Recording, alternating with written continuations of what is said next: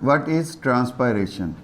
Transpiration means loss of water from plant surface.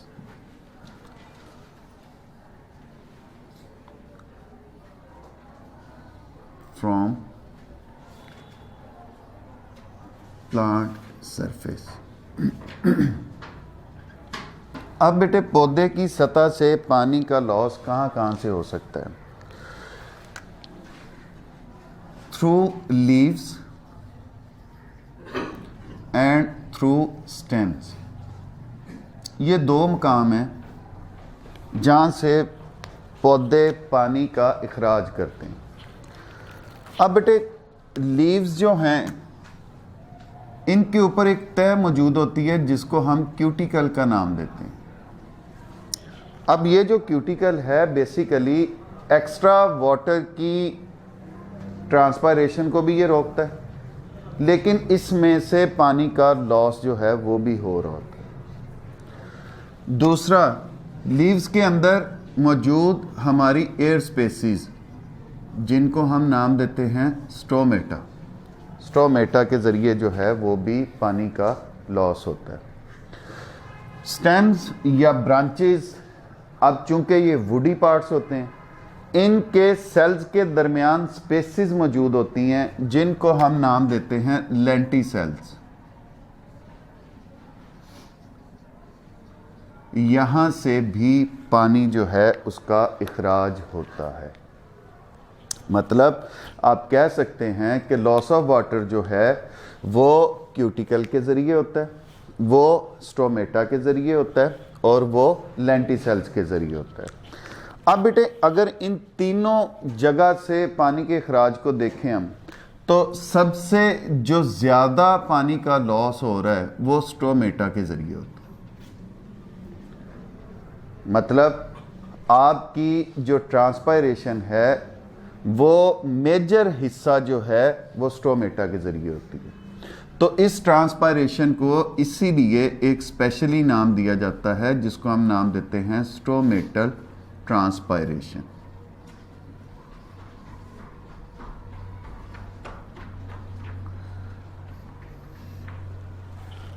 बेटे for example ये एक हमारे पास पौधा है, ये इसकी स्टेम आ गई, ये इसकी रूट्स आ गई। अब इस पौधे ने मिट्टी से पानी जो है वो अपने अंदर जज़ब करना शुरू किया, वो ऑस्मोसिस के ज़रिए आ गया।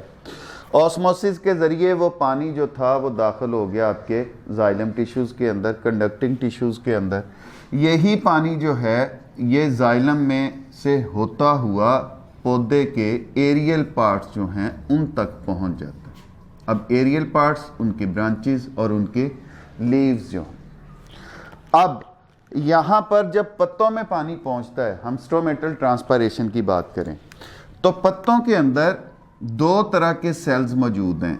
एक सेल जो हैं उनको हम मीज़ोफिल सेल्स का नाम देते हैं और दूसरे जो सेल्स हैं बेटे वो आपके गार्ड सेल्स हैं या आप कह दो कि स्टोमेटा मौजूद होते हैं। अब बेसिक काम इनके क्या हैं? जो आपके मीज़ोफिल सेल्स हैं they are involve in photosynthesis.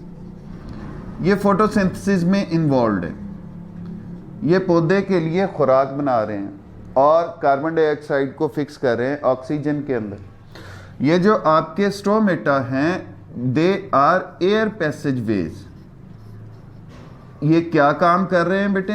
ये कार्बन डाइऑक्साइड को अंदर लेके जा रहे और ऑक्सीजन जो फोटोसिंथेसिस के नतीजे में बन रही है उसको बाहर खारिज कर रहे हैं। जब ये दोनों तरह के सेल्स मौजूद हैं, आपके जाइलम से वाटर जो है वो आ रहा है। फॉर एग्जांपल ये एक मीज़ोफिल सेल है, दूसरा ये है, तीसरा, और यहाँ पर ये एक गार्ड सेल मौजूद है और यहाँ पर ये दूसरा गार्ड सेल मौजूद है। अब जाइलम से पानी आया, मीज़ोफिल सेल्स के अंदर पहुँच चुका।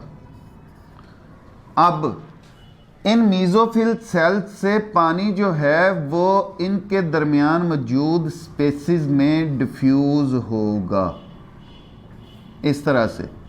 अब ये एक वाटर फिल्म जो है इनकी सेल वॉल के गिर्द बन जाएगी, मतलब मीजोफिल सेल से पानी निकलकर बाहर उनके इंटरसेलुलर स्पेसेस जो हैं वहाँ पर आ जाएगा और उनके जो सेल वॉल्स हैं उनके गिर्द एक वाटर फिल्म जो है, एक बारीक तह जो है वो बन जाएगी। अब उससे नेक्स्ट क्या होगा, ये पानी यहाँ से इकट्ठा होके दाखिल होना शुरू हो जाएगा। ये जो एयर स्पेसेस हैं, ये जो आपके गार्ड सेल्स हैं, और गार्ड सेल्स में पानी जमा जब होगा एक ख़ास हद तक होगा, उसके बाद वो पानी जो है वो स्टोमा में आ जाएगा और स्टोमा से ये बाहर एनवायरनमेंट के अंदर खारिज हो जाएगा। ये इसका बेटे बेसिक आप कह लो मैकेनिज़्म है कि पानी स्टोमेटा से कैसे ज़ाया होता है। अब रिपीट कर देता हूँ, जड़ों से पानी दाखिल हो गया आपके जाइलम सेल्स के अंदर। जाइलम एक ट्यूब लाइक स्ट्रक्चर, सेल्स आपस में मिलके उन्होंने एक ट्यूब शेप स्ट्रक्चर बना ली। स्टेम से होता हुआ पानी पहुंचा कहाँ पर, आपके एरियल पार्ट्स, पौधे के जो ब्रांचेस हैं, लीव्स हैं, उन तक पहुंचा। अब ब्रांचेस में तो लेंटिसेल्स के ज़रिए पानी का अखराज होगा। अब आपके पत्तों में क्यूटिकल से और स्टोमेटा के ज़रिए लॉस होगा। मेजर जो ट्रांसपायरेशन का अमल है वो किसके ज़रिए हो रहा है, स्टोमेटा के ज़रिए, इसलिए उसको हम इन डिटेल देख रहे हैं।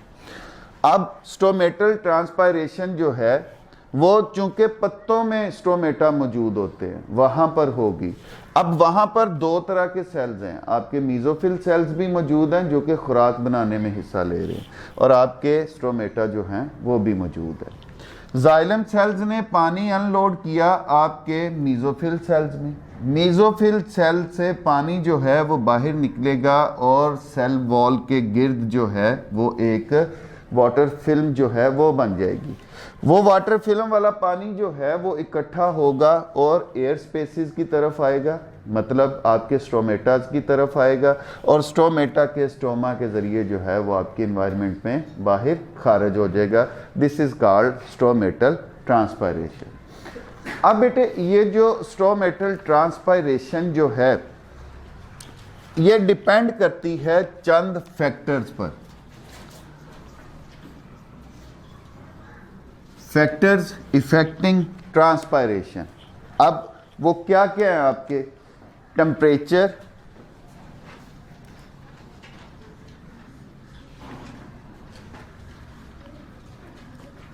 Air humidity,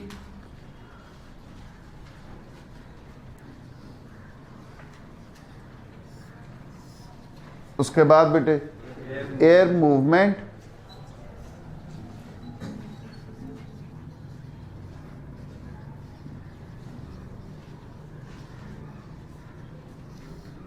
and leaf surface area.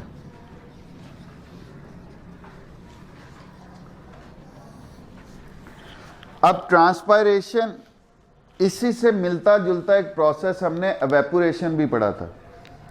Evaporation में क्या होता है, जो हाई एनर्जी मॉलिक्यूल होते हैं वो लिक्विड सरफेस जो है वो छोड़ जाते हैं। अब ट्रांसपायरेशन में भी बेसिकली प्रिंसिपल एवेपोरेशन का भी किसी हद तक इन्वॉल्व होता है। अब जब हमारी एनवायरनमेंट टेम्परेचर जो है वो बढ़ेगा,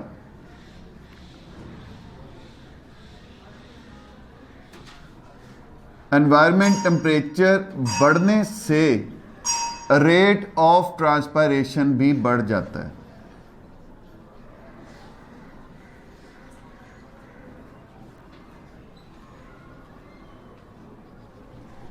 क्यों, हाई एनर्जी मॉलिक्यूल जो हैं वो पौधे की सतह छोड़ते चले जाते हैं। ज़्यादा से ज़्यादा जब मॉलिक्यूल्स निकलते चले जाएंगे, इसका मतलब क्या है, ट्रांसपायरेशन ज़्यादा हो रही है, रेट ऑफ ट्रांसपायरेशन बढ़ रहा है, लेकिन up to a certain limit of raise in temperature. अगर उससे ज़्यादा टेम्परेचर बढ़ता है, मतलब 50-55 डिग्री से ज़्यादा टेम्परेचर बढ़ता है, तो फिर स्टोमेटा बंद हो जाते हैं। Due to closure of stomata अब ट्रांसपायरेशन की रफ्तार जो होगी वो कम हो जाएगी, वो ना होने के बराबर हो जाएगी। एक ख़ास हद तक रेट ऑफ ट्रांसपायरेशन बढ़ता है राइज इन टेम्परेचर से, लेकिन अगर एक ख़ास हद से ज़्यादा टेम्परेचर 50 डिग्री या 55 डिग्री सेंटीग्रेड टेम्परेचर हो जाए तो फिर रेट ऑफ ट्रांसपायरेशन जो है वो कम हो जाएगा due to the closure of stomata. Air humidity, अगर बाहर की हवा में पहले ही वाटर कंसंट्रेशन ज़्यादा है तो अब उसको तो मज़ीद पानी की ज़रूरत नहीं है, तो पौधों से पानी निकलने का या रेट ऑफ ट्रांसपायरेशन की रफ्तार जो है वो कम हो जाएगी। अगर बाहर की एनवायरनमेंट ड्राई है, हवा सूखी है, उसमें वाटर कंटेंट कम है, तो तब जो पौधे की सतह होगी उससे पानी की लॉस जो है, ट्रांसपायरेशन की रफ्तार जो है वो ज़्यादा होगी। एयर मूवमेंट, हवा बिल्कुल ही रुकी हुई है, हबस नहीं हो जाता गर्मियों में जब हवा रुक जाती है तो।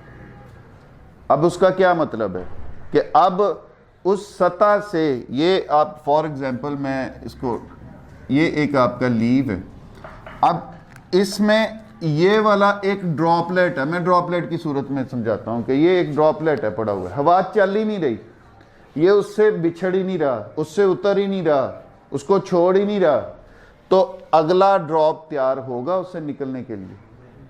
नहीं। जब हवा तेज चल रही होगी ये इस कतरे को लेगी, इस ड्रॉप को लेगी हवा, नेक्स्ट कतरा, वो उस कतरे को भी लेगी, फिर उससे नेक्स्ट कतरा। मतलब अगर हवा की रफ्तार तेज है तो ट्रांसपायरेशन की रफ्तार भी तेज होगी, और अगर हवा जो है वो मामूली है, उसकी रफ्तार स्लो है, तो रेट ऑफ ट्रांसपायरेशन जो है वो भी स्लो होगा। लीव्स सरफेस एरिया, बेटे आपने देखा होगा जो ड्राई सरफेसेस पे पौधे उगते हैं उनके पत्ते या तो नहीं होते या बारीक पत्ते होते हैं। जो पत्ते ज़्यादा पानी वाली जगहों पे उगते हैं उनके पत्ते चौड़े होते हैं। अब लीव सरफेस एरिया से इसका क्या ताल्लुक है? सर, नंबर ऑफ स्टोमेटा, जब पौधे की पत्ते बारीक हैं तो उनमें नंबर ऑफ स्टोमेटा कम होंगे। जब नंबर ऑफ स्टोमेटा कम होंगे तो स्टोमेटल ट्रांसपायरेशन कम होगी। जब पत्ते चौड़े हैं उनमें स्टोमेटा की तादाद, तो इसका मतलब अब स्टोमेटल ट्रांसपायरेशन वो भी ज़्यादा होगी। ये तो हो गए हमारे union laboratory and diagnostic centre. अब आपको किसी भी किस्म के टेस्ट के लिए लाहौर, मुल्तान, कराची या किसी भी बड़े शहर जाने की जरूरत नहीं। अब मियां चन्नू में ही वही मयार आपकी दहलीज पर मुयस्सर है। लेबोरेटरी की नुमाया खसूसियात, जदीद मशीनरी, स्टेरिलाइज्ड और कुशादा माहौल, कैलिब्रीन और क्वालिटी कंट्रोल, आला तालीम याफ्ता और मुस्तनद पैथोलॉजिस्ट और लैब टेक्नोलॉजिस्ट की ज़ेरे निगरानी, जहां पर शुगर, गुर्दे, जिगर, दिल, कोलेस्ट्रॉल, पित्ना, पेशाब, हेपेटाइटिस, यरकान, औरतों और मर्दों की पोशीदा अमराज से मुतल्लिका तमाम टेस्ट इंतहाई मुनासिब फीस में किए जाते हैं। बैरून मुल्क जाने के लिए आर्जी मेडिकल टेस्ट के लिए तशरीफ लाएं। घर से सैंपल कलेक्शन की सहूलत भी दस्तयाब है। जदीद तरीन पैथोलॉजी लैब को दुनिया के बेहतरीन आलात से आरास्ता किया गया है। यहाँ पे तकरीबन लेटेस्ट इक्विपमेंट पैथोलॉजी के सारे हैं। यहाँ पे ये है कि एक्यूट इमरजेंसी में जो भी चीज़ें रिक्वायर्ड होती हैं कार्डियक सर्जरी में, उसके अलावा बाकी कोई एक्सीडेंटल केस ऐसे हैं उनकी रिक्वायरमेंट के मुताबिक सारी चीज़ें यहाँ पे हैं। बेसिक जो हमारे टेस्ट हैं उनके अलावा स्पेशल टेस्ट, हार्मोन एनालिसिस, उसके बाद इनके ट्यूमर माइक्रोबायोलॉजी डिपार्टमेंट, तो तकरीबन सब फील्डों को यहाँ पे कवर कर। Union laboratory and diagnostic centre, Mehar Mohammad Naeem, laboratory manager, biochemist, lab technologist, MSc biochemistry, university of agriculture Faisalabad, BSc medical laboratory technology, Sheikh Zayed hospital, Punjab university Lahore. उसको सुपरवाइज करते हैं और हमारी जो इक्विपमेंट है लैब में वो second to none, top class.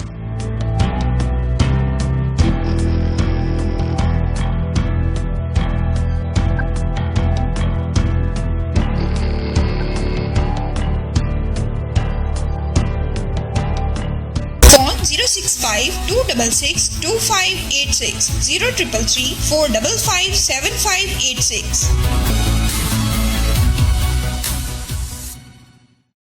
Factors. फिर एक टॉपिक दरमियान में मैंने उसको छोड़ दिया था, उसकी वजह कि वो हम पहले भी इन डिटेल डिस्कस कर चुके हैं, that is opening and closing of stomata.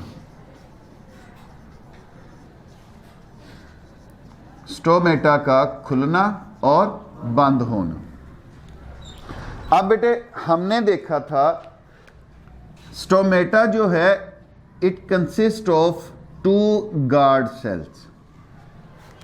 ये 2 गार्ड सेल्स जो हैं, जब रात का वक्त है, फोटोसिंथेसिस नहीं हो रही, सूरज की रोशनी मौजूद नहीं है, तो तब ये गार्ड सेल फ्लैसिड हैं और एक दूसरे के साथ जुड़े हुए हैं, इनके दरमियान कोई सुराख मौजूद नहीं होता। लेकिन जैसे ही रोशनी आती है, फोटोसिंथेसिस होती है, ये इसके गिर्द मीजोफिल सेल्स ग्लूकोज बनाना शुरू करते हैं, तो इनके अंदर भी ग्लूकोज बन रहा है।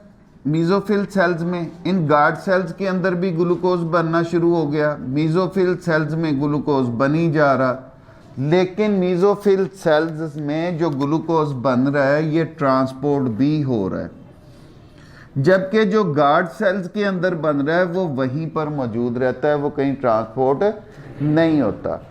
नतीजतन क्या होता है, यहाँ पर जो आपके सोल्यूट हैं मीजोफिल सेल्स के अंदर वो कम हो जाते हैं और सॉल्वेंट जो है यहाँ पर वो ज़्यादा हो जाता है।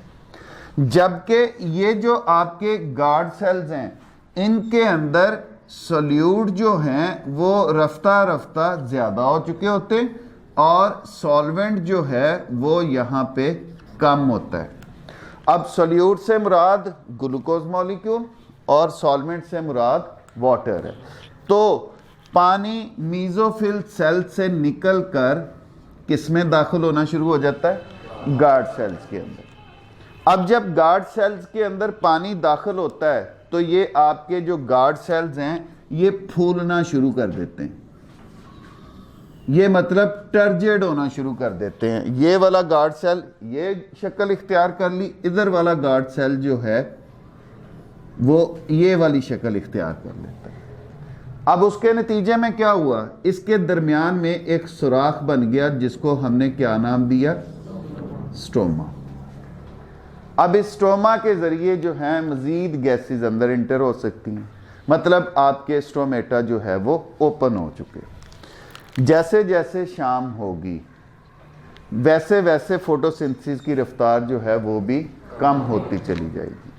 अब जब फोटोसिंथेसिस की रफ्तार कम होगी तो यहाँ पर ग्लूकोज मॉलिक्यूल जो हैं वो भी कम होते चले जाएंगे, जबकि स्टोमेटा के पास जो थे, गार्ड सेल्स के पास जो थे ग्लूकोज मॉलिक्यूल वो उसकी अपनी ज़रूरत के मुताबिक मौजूद थे। अब इसने उतने इस्तेमाल नहीं किए, जबकि मीजोफिल सेल्स के ट्रांसपोर्ट भी हो रहे हैं, ख़ुद भी इस्तेमाल कर रहे हैं। अब नतीजतन आपके मीजोफिल सेल जो हैं वहाँ पर ग्लूकोज मॉलिक्यूल ज़्यादा, सॉल्वेंट मॉलिक्यूल्स कम। आपके ये जो गार्ड सेल्स हैं यहाँ पर ग्लूकोज मॉलिक्यूल कम हो चुके होंगे और आपके जो सॉल्वेंट मॉलिक्यूल हैं वो ज़्यादा।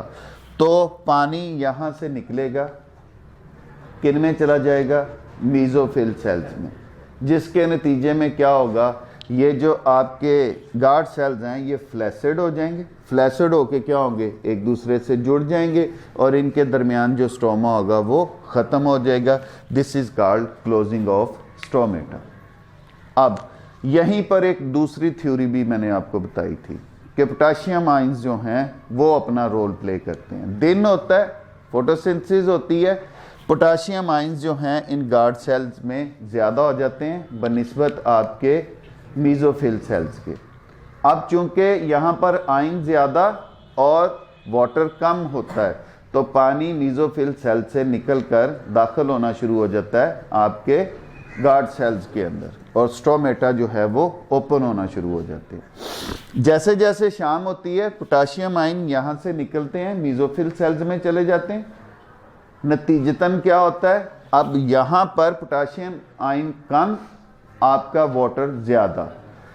मीजोफिल सेल्स के अंदर आपके पोटाशियम आयन जो हैं वो ज़्यादा हो चुके होते हैं, पानी कम हो चुका होता है, तो पानी मूव करता है आपके गॉड सेल से मीजोफिल सेल्स के अंदर, और नतीजतन आपके स्टोमेटा जो हैं वो बंद हो जाते हैं। This is the science behind opening and closing of stomata. अब बेटे कहा यह जाता है transpiration is necessary evil. Loss हो रहा है ना पानी का, ट्रांसपायरेशन इज नेसेसरी ईवल। अब इसका क्या मतलब है, ट्रांसपायरेशन एक जरूरी बुराई है, ईवल बुराई। अब क्यों जरूरी है सर, ये जो पानी के मॉलिक्यूल्स हैं, ये एक मॉलिक्यूल जब दाखिल होता है पौधे की जड़ में, जाइलम में, तो दूसरा पानी का मॉलिक्यूल जो है इसके साथ जुड़ा होता है, इसके साथ तीसरा मॉलिक्यूल जो है वो जुड़ा होता है। अब इस जो वाटर मॉलिक्यूल की आपस में फोर्सेस ऑफ अट्रैक्शन होती हैं, इनको हम कहते हैं फोर्सेस ऑफ कोहीजन, फोर्सेस ऑफ। अब जब ये जाइलम में दाखिल होता है तो जाइलम की दीवारों के दरमियान और पानी के मॉलिक्यूल्स के दरमियान फोर्सेस ऑफ अट्रैक्शन जो हैं वो कायम होती हैं, जिसको हम कहते हैं फोर्सेस ऑफ एडहीजन। इसकी मैं आम मिसाल आपको बताता हूं। कोल्ड ड्रिंक बेटे,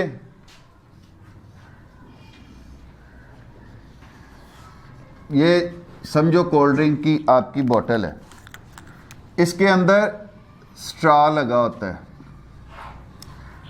वैसे अगर आप कह लो कि इसमें यहाँ तक इसमें कोल्ड ड्रिंक मौजूद है, लेकिन जब स्ट्रॉ लगा होता है तो आपको कोल्ड ड्रिंक स्ट्रॉ में थोड़ा सा उसकी सरफेस से ज़्यादा ऊपर नज़र आता है। उसकी वजह वो जो नाली उसके अंदर हमने डाली, वो जो स्ट्रॉ हमने उसके अंदर डाला, उस स्ट्रॉ के दीवारों और उसके अंदर मौजूद लिक्विड, उनके दरमियान कशिश की कुव्वत पैदा होती है जो उसको ऊपर की तरफ खींचती है, जिस वजह से इस बोतल की निस्बत उस स्ट्रॉ के अंदर आपको वो कोल्ड ड्रिंक ज़रा ज़्यादा उठा हुआ नज़र आता है। अब स्ट्रॉ की दीवारों और इसमें मौजूद कोल्ड ड्रिंक के दरमियान जो कशिश की कुव्वत है, that is force of adhesion. जो लिक्विड मॉलिक्यूल की आपस में फोर्सेस ऑफ अट्रैक्शन है, they are called forces of cohesion. अच्छा जी, अब बेटे ये पानी जो है ये आपस में भी मॉलिक्यूल जुड़े हुए हैं, और ये पानी के मॉलिक्यूल जो हैं ये जाइलम की दीवारों के साथ भी कशिश। अब इस वजह से ये पानी के मॉलिक्यूल जो हैं ये ऊपर उठते चले जाएंगे। अब ये पानी इसी तरह मॉलिक्यूल जो हैं ये पत्तों तक पहुंचे, पत्तों से ये वाला मॉलिक्यूल जो है फॉर एग्जांपल अब ये यहां से एवेपोरेट हो रहा है या ट्रांसपायर हो रहा है। जब ये मॉलिक्यूल ट्रांसपायर होगा, अब इससे अगला मॉलिक्यूल तैयार होगा इसकी सतह को छोड़ने के लिए, और नतीजतन क्या होगा, ये वाला मॉलिक्यूल नेक्स्ट जो है वो इसमें दाखिल होने के लिए इस कतार में शामिल हो जाएगा। अब ये वाली जो आपकी एक पुल की फोर्स है, इसको हम नाम देते हैं ट्रांसपायरेशन पुल। ये खिंचाव बन रहा है ना बेटे, ये मॉलिक्यूल रिस्पॉन्सिबल है इस खिंचाव के बनने के लिए, जो उसकी सतह को छोड़ेगा। तो ट्रांसपायरेशन पुल जो है वो रिस्पॉन्सिबल है movement of water in the plant. अब पानी का मूव करना क्यों जरूरी है? सर पानी मूव करेगा तो मिनरल्स अंदर मूव करेंगे, पानी मूव करेगा तो फोटोसिंथेसिस का प्रोसेस होगा, पानी मूव करेगा तो ट्रांसपोर्ट ऑफ फूड जो है वो पौधे के अंदर मुमकिन हो सकेगी। अगर ये ट्रांसपायरेशन नहीं होगी, ये लॉस ऑफ वाटर पौधे की सतह से नहीं होगा, ये नेसेसरी इवल ज़रूरी बुराई अगर नहीं होगी तो फिर तो ना फोटोसिंथेसिस होगी, फिर तो ना मूवमेंट ऑफ आयंस होगी, फिर तो ना ट्रांसपोर्ट ऑफ फूड होगी। तो इसलिए ये वाटर लॉस, ये ट्रांसपायरेशन एक ज़रूरी बुराई है जो कि पौधे के लिए होना ज़रूरी है।